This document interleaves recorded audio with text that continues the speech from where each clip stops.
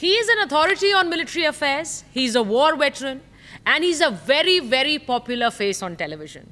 I'm joined by Major General GD Bakshi on Republic's very, very special podcast, where he brings to us a book on Hinduism that is written by him. And I think Major General GD Bakshi, sir, a very warm welcome to you on this very special broadcast. Thank and I you, think a lot of people would be thinking that sir, you would come out with a book on military tactics. You would come out on with a book on war. But you're coming out with a book on the history of Hinduism.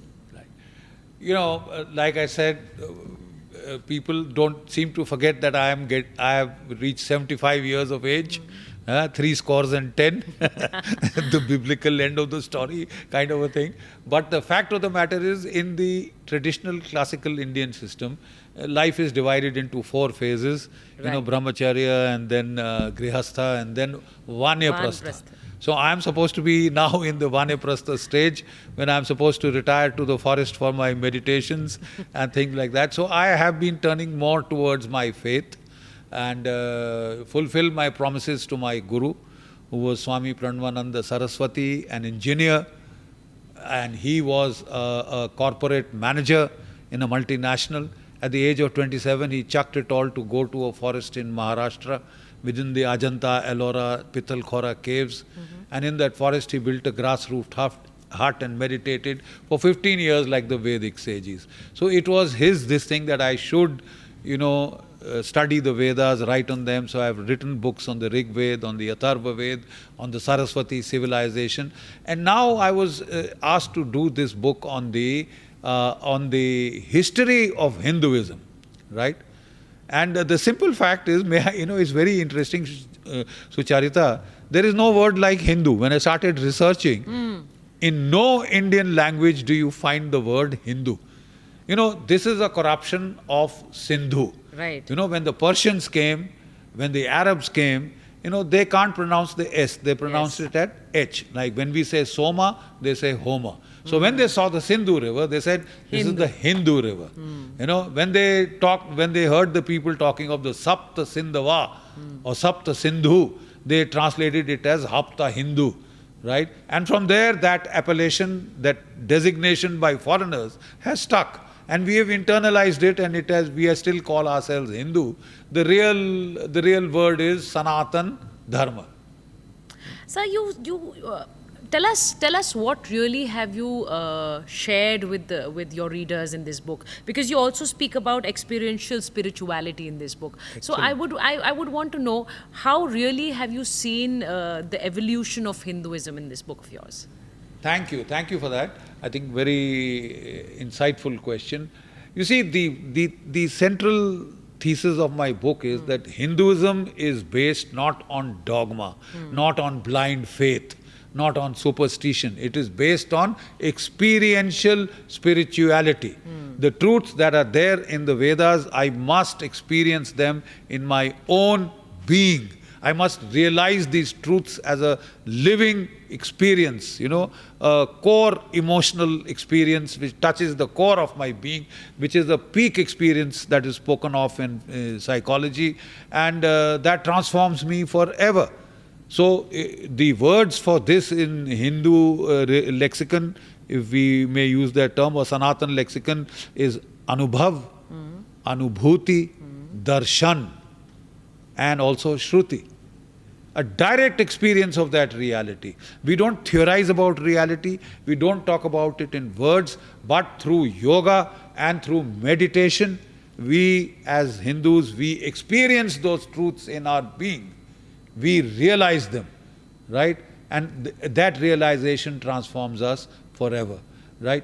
That is the core of this thing. About the evolution of Hinduism, it is a religion of the forest. The Vedic sages, the rishis, they left the towns, the cities, the villages to live in the deep ecological silence of the forest. And in the forest he opened his mind.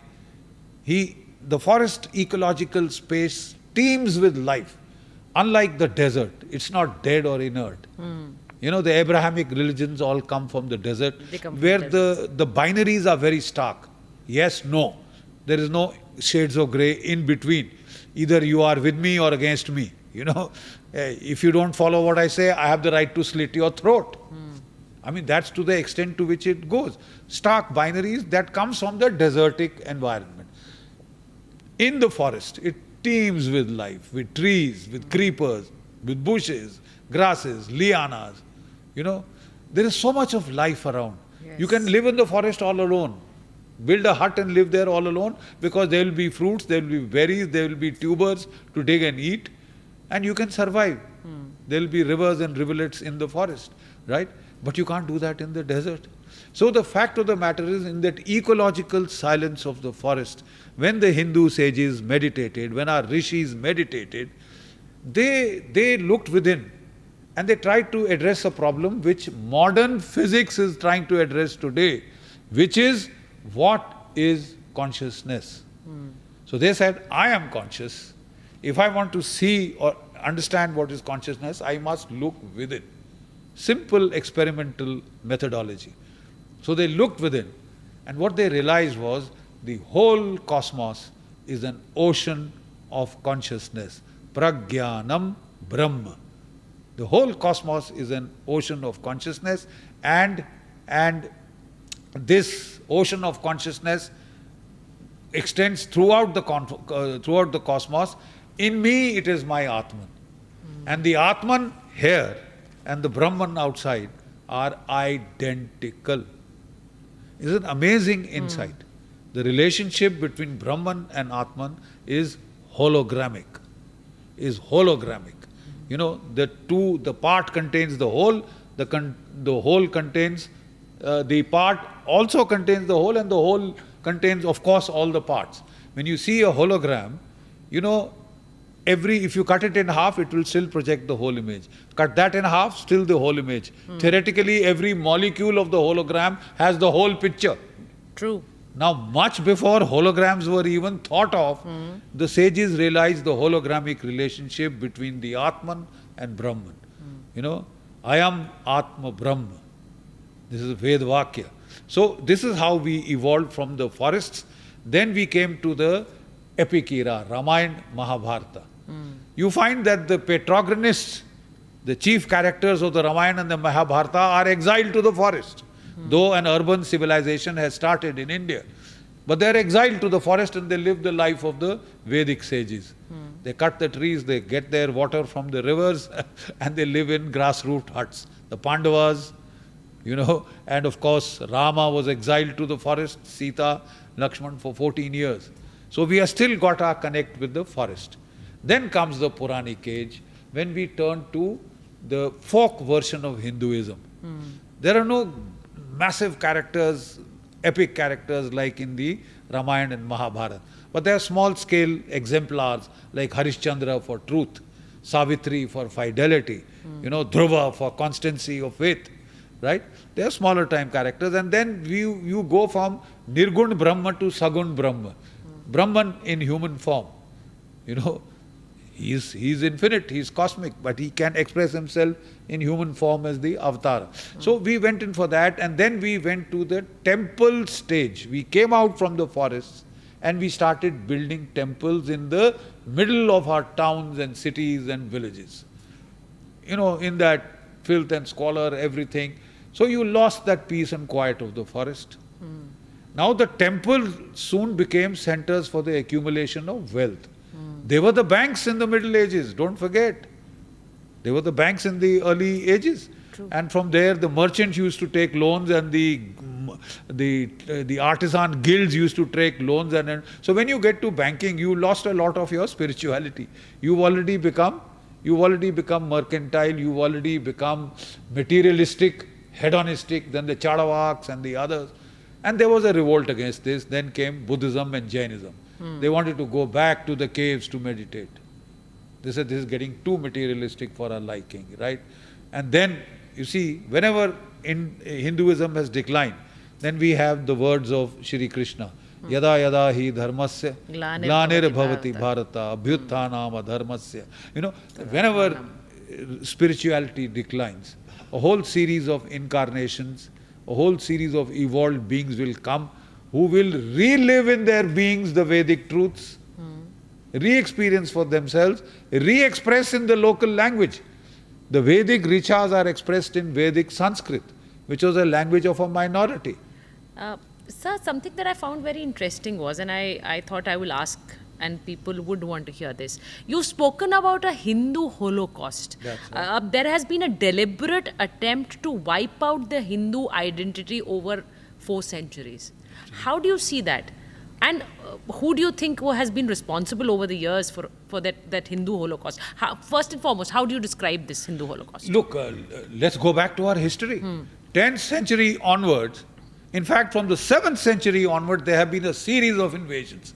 First from Iraq, there was a Hindu Shahi dynasty in Afghanistan. Right. You know, there were the Rutbils in Kandahar and the Hindu Shahi in Kabul. They defeated that, rolled it back. Then they came via the sea. Bin Qasim, Muhammad bin Qasim, and he attacked Gujarat and Sindh, and he came up till Rajasthan and he was stopped. Then, so they were checked for about 300 years. 10th century onwards, there is a wave after wave of invasions. Muhammad Ghori, Muhammad Ghaznavi, and they came first to loot expeditions, plunder our temples, destroy our temples, burn our cities, rape our women, and this continued. Then came the Turkic sultans, and they said this is very easy target. They're all busy fighting amongst themselves. So they stayed back to rule and proselytize. And then came the Turkic Mongols, then came the Mughals from Uzbekistan, and the kind of slaughters that we suffered from that 10th century to the 17th. Do you know that 100 million Hindus were massacred? You know, our women were enslaved and taken across the Hindu Kush to be sold in the brothels of Bukhara, Kabul, Samarkand. I mean, you can't get any lower. That is the Hindu Holocaust. You know, the world knows about the Jewish Holocaust. I was about to say that. The world speaks about the Jewish Holocaust.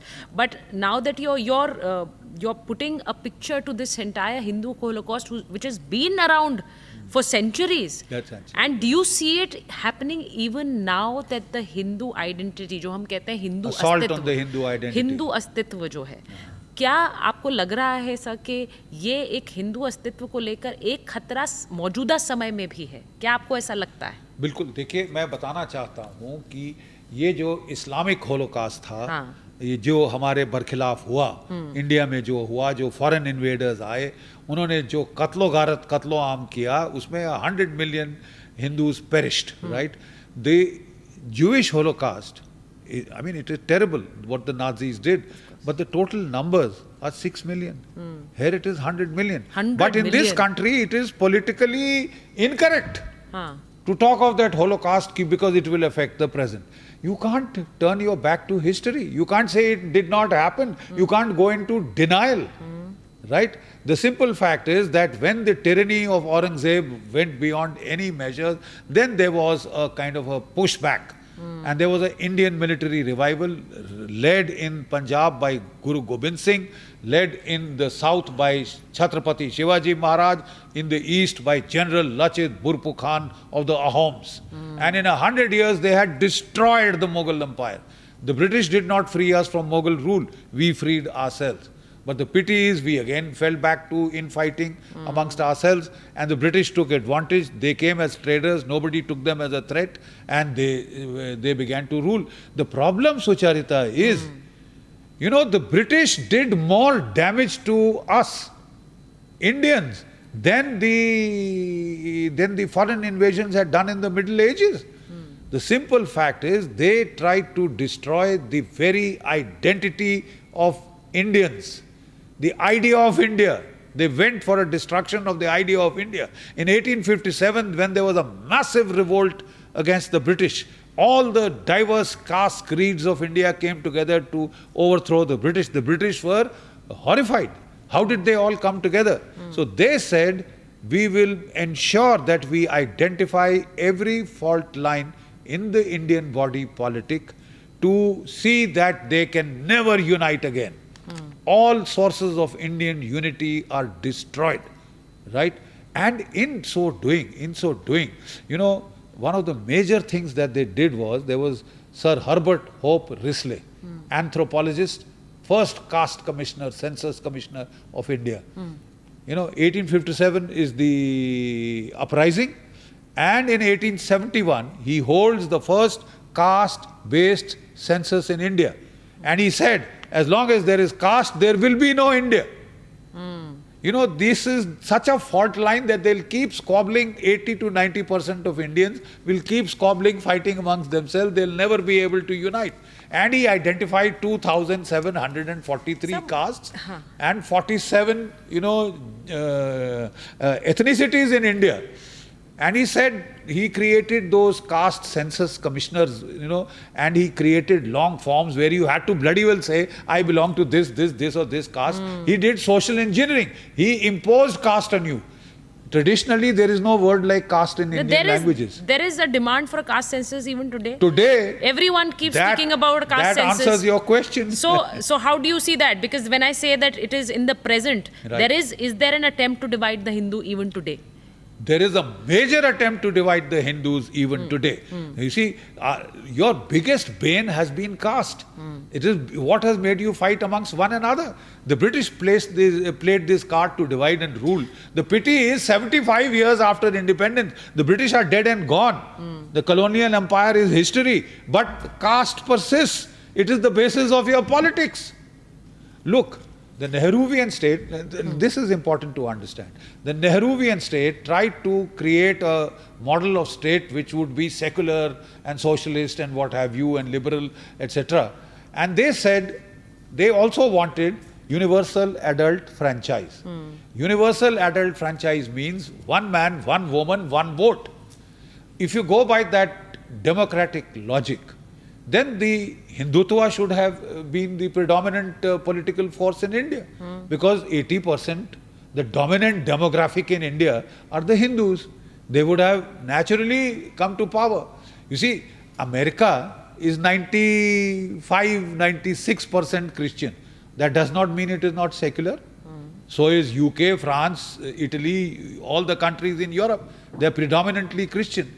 But they don't split the Christians into Protestants, Catholics, Seventh-day Adventists, and what have you, to retain a secular fabric of society.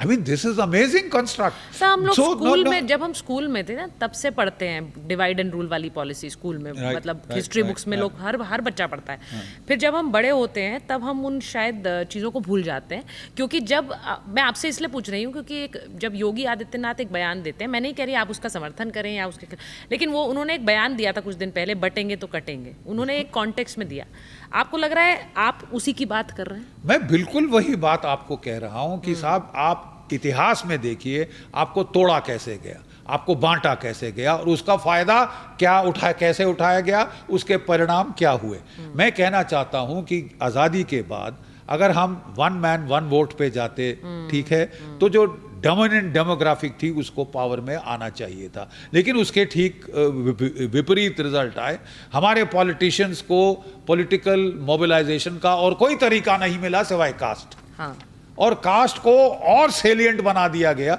देखिए when an society industrialises when a society urbanises तो caste तो साहब automatically खत्म हो जाता है आप metro में बैठे हैं आप साथ वाले को पूछे कि कास्ट बता तेरी जात क्या है तो वो थप्पड़ मारे आपको तो कोई गलत बात नहीं होगी ठीक है कास्ट वाज डाइंग किसने जिंदा रखा कास्ट को हमारे पॉलिटिशियंस ने क्योंकि वो और कोई मुद्दा सूझ नहीं सकता था तो कास्ट के बेसिस पे और तोड़ो भारत को don't let a pan Indian identity come let sub national identities of caste divide this country forever keep it weak keep it prone to invasions ये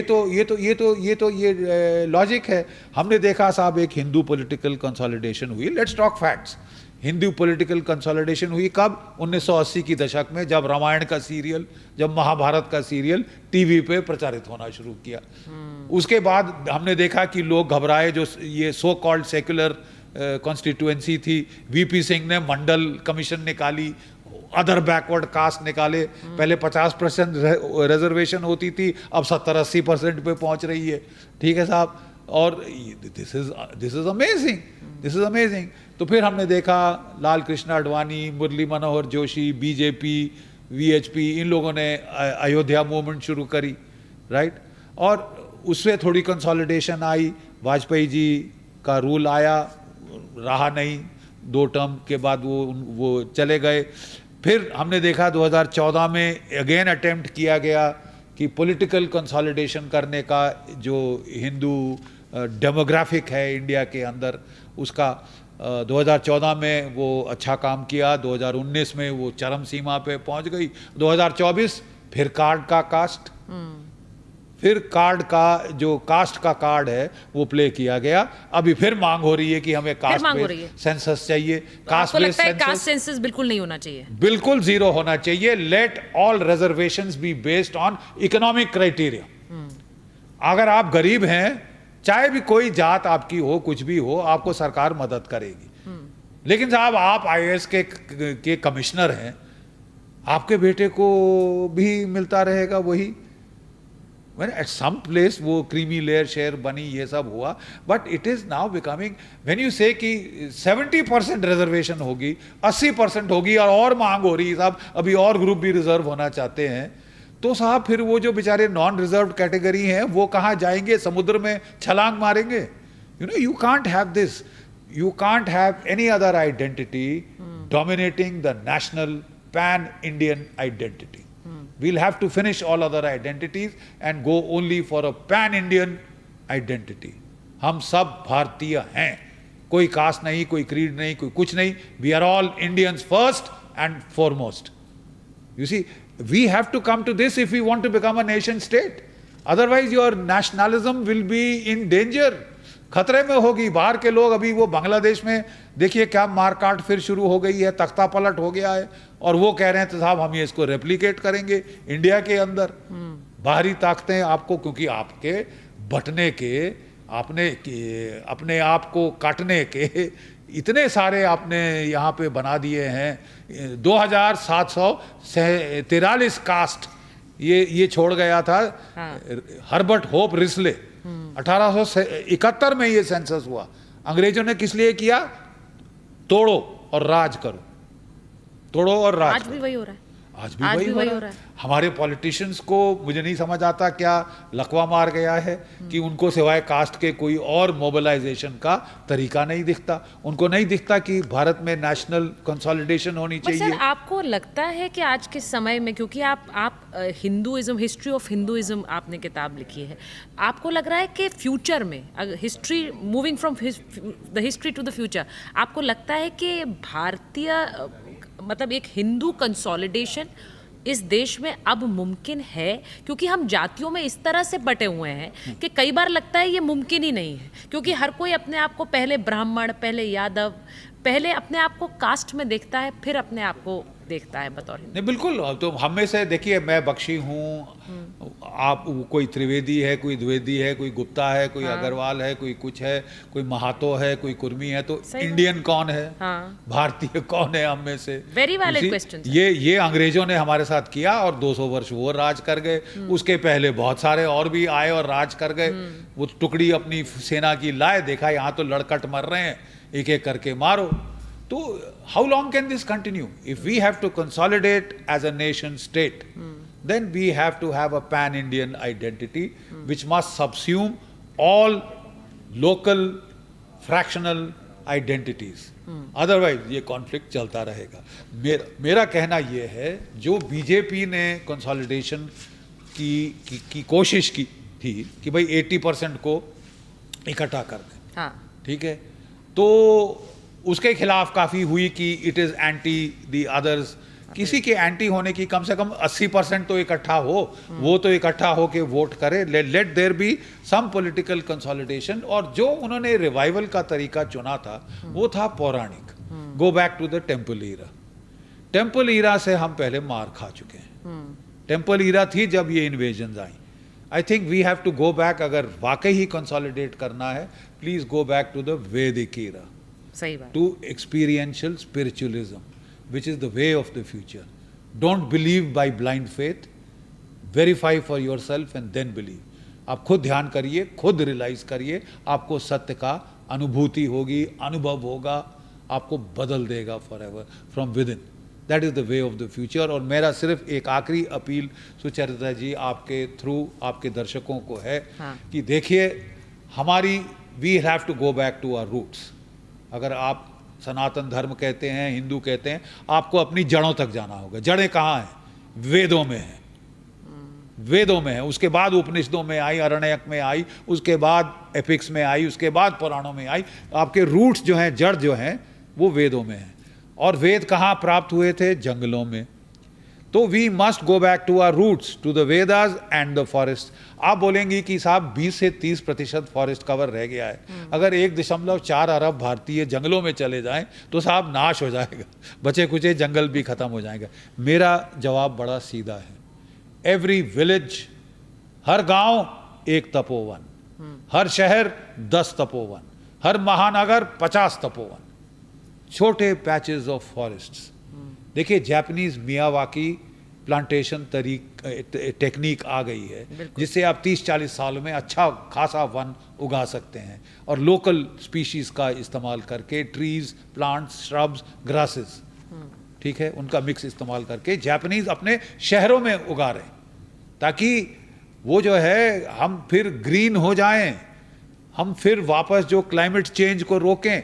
ये जो पेड़ लगेंगे ये कार्बन सिक्वेस्टर करेंगे, ये जो पेड़ लगेंगे ऑक्सीजन एग्जूड करेंगे, ग्लोबल वार्मिंग को रोकेंगे, क्लाइमेट चेंज को रोकेंगे, हमारे विनाश को रोकेंगे और हमको मन की शांति देंगे।